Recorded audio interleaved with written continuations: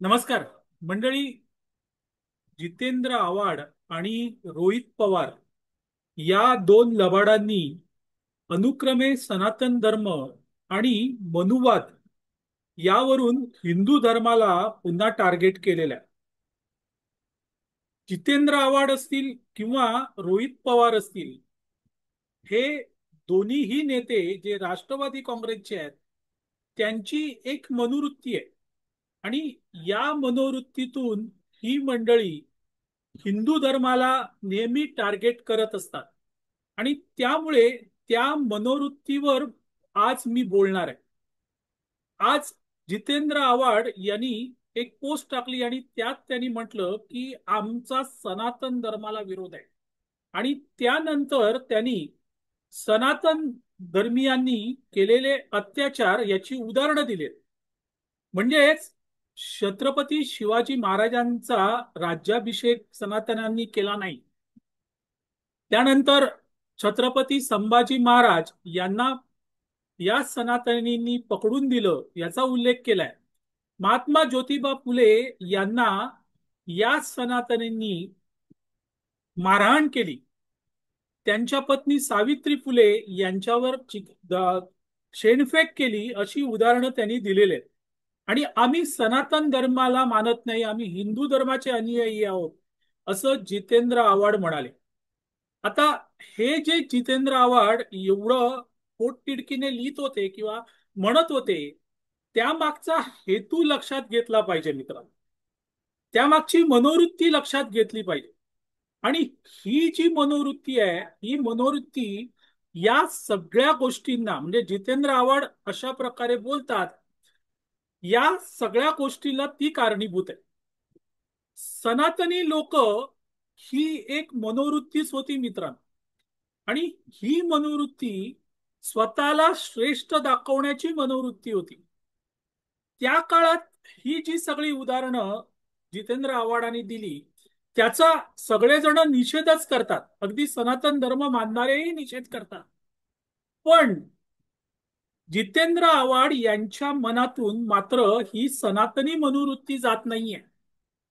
आणि हे जितेंद्र आव्हाड ज्या वेळेस इशरत जहाजची तारीफ करतात किंवा पॅलेस्टाईन बद्दल टी शर्ट घालून मिरवतात, सेव गाजा म्हणतात, त्यावेळेस हीच मनोवृत्ती त्यातून प्रदर्शित होते. एकीकडे मुस्लिम दहशतवादाचं समर्थन करायचं आणि दुसरीकडे हिंदू धर्मीयांना टोकायचं आणि त्यासाठी सनातनी मनोवृत्तीचा आधार घ्यायचा, ही यांची, या लबाडांची डबल नीती आहे. आणि यातूनच जितेंद्र आव्हाड हे आपली दिशाभूल करत असतात मित्रांनो, दिशाभूल करत असतात. त्यावेळचे सगळे सनातनी किंवा हिंदू धर्माला मानणारे हे त्या मनोवृत्तीचे नव्हते. आणि त्यामुळे इकडच्या सनातनींनी छत्रपती शिवाजी महाराजांचा राज्याभिषेक करायला नकार दिला. त्यावेळेस काशीतून आले ना, कागाभट आले. मित्रांनो, हेही लक्षात घेतलं पाहिजे. सगळ्यांचा त्याला विरोध नव्हता, पण ती मनोवृत्ती ज्यांच्यामध्ये होती त्यांचा विरोध होता. आणि नेमकी तीच मनोवृत्ती जर कोणाकडे असेल तर ती आपल्याला जितेंद्र आव्हाडांमध्ये दिसते. मंडळी, अनंत करमुसे यांनी काहीतरी कार्टून टाकलं, एक पोस्ट टाकली. त्यावरून जर जितेंद्र आव्हाड यांनी इच्छिलं असतं तर त्यांनी कायदेशीर कारवाई केली असती. पण नाही, जितेंद्र आव्हाड हे सनातनी मनोवृत्तीचे आहेत. आणि त्यामुळे आपलं श्रेष्ठत्व सिद्ध करण्यासाठी त्यांनी अनंत करमुसे यांचं अपहरण करायला लावलं. त्यांचं अपहरण केलं, त्यानंतर त्यांना बंगल्यावर नेलं आणि तिथे त्यांना बेदम मारहाण केली. ही वृत्ती होती मित्रांनो, ही वृत्ती तिथे दिसली. हे एक पहिलं उदाहरण. दुसरं उदाहरण आत्ताच घडलेलं आहे मित्रांनो.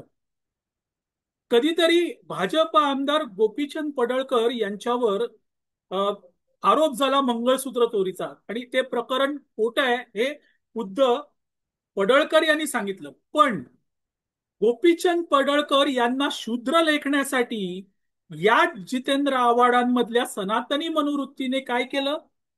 तर गोपीचंद पडळकर यांना हिनवलं. काय म्हणून हिनवलं? मंगळसूत्र चोर म्हणून हिनवलं. आणि त्यावेळेस या जितेंद्र आव्हाडांच्या मनातली ही जी सनातनी मनोवृत्ती होती ती तिथे दिसून आली मित्रांनो. तिथे दिसून आली. अशी अनेक उदाहरणं या जितेंद्र आव्हाडांबद्दल देता येतील.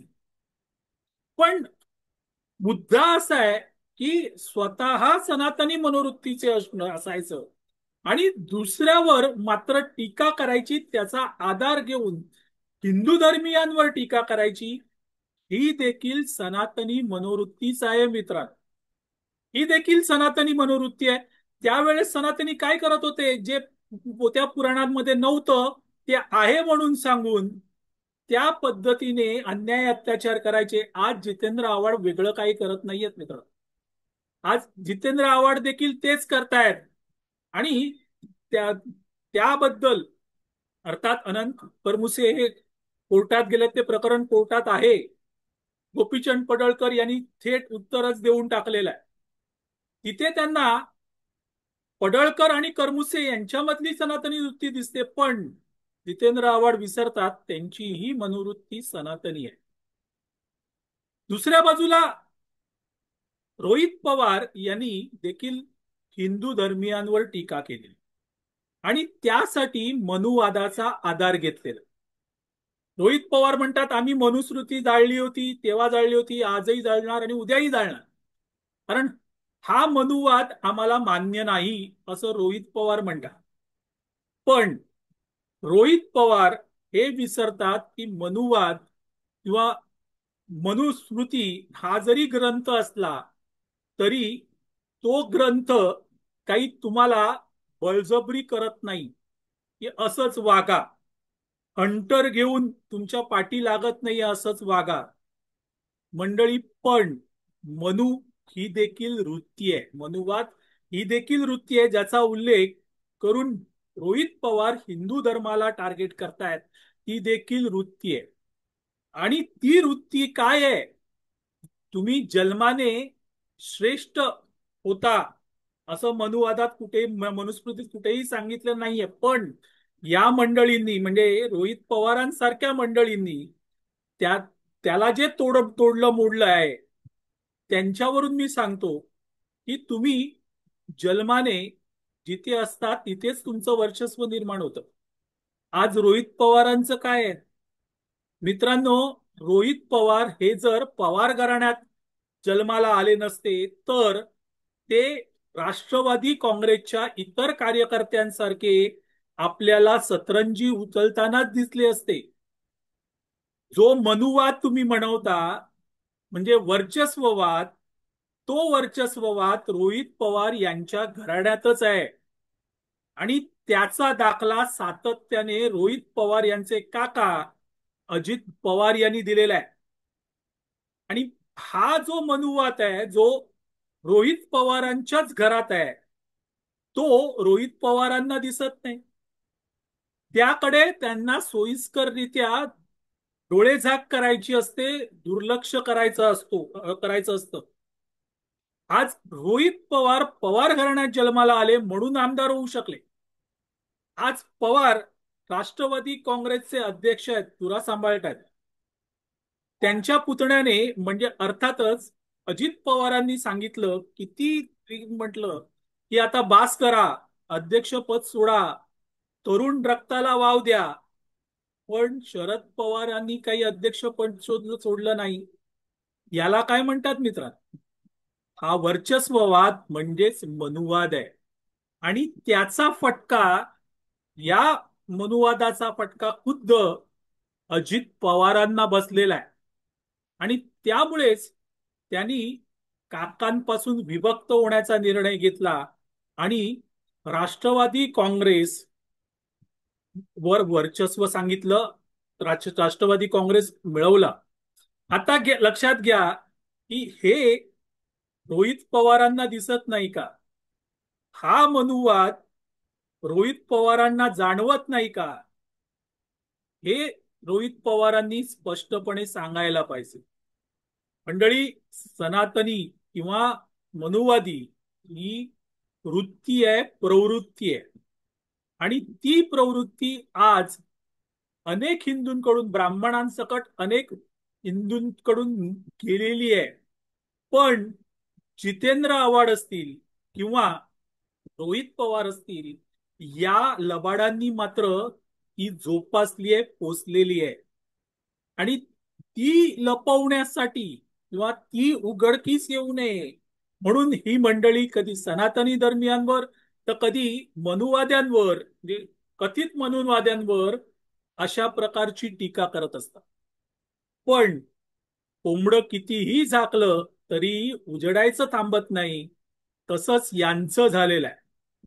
मंडळी, आपल्याला हा व्हिडिओ आवडला तर लाईक करा, शेअर करा, लक्षवेधला सबस्क्राईब करा. लक्षवेधचे व्हिडिओ तुम्हाला आढळले, नोटिफिकेशन त्याचं येत नाहीये, अनेकांनी तक्रार केली आहे. तुम्हाला कुठे आढळले, तुम्हाला त्यातला एखादा व्हिडिओ आवडला तर तुमच्या पातळीवर शेअर करून मला नक्की मदत करा. धन्यवाद.